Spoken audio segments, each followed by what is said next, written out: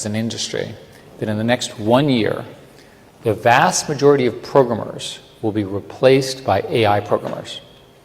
We also believe that within 1 year, you will have graduate level mathematicians that are at the tippy top of graduate math programs. That's 1 year. What happens in 2 years? Well, I've just told you about reasoning, and I've told you about programming, and I've told you about math. Programming plus math are the basis of sort of our whole digital world.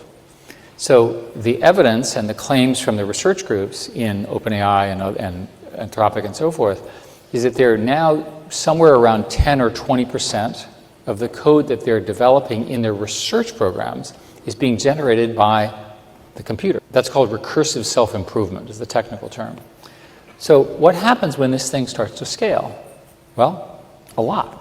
One way to say this is that within 3 to 5 years, we'll have what is called general intelligence, AGI, which can be defined as a system that is as smart as the smartest mathematician, physicist, artist, writer, thinker, politician. I call this, by the way, the San Francisco consensus, because everyone who believes this is in San Francisco. It may be the water.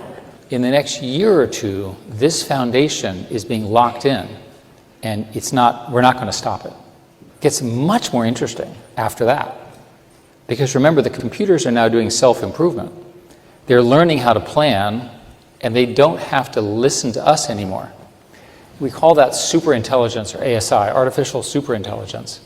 And this is the theory that there will be computers that are smarter than the sum of humans.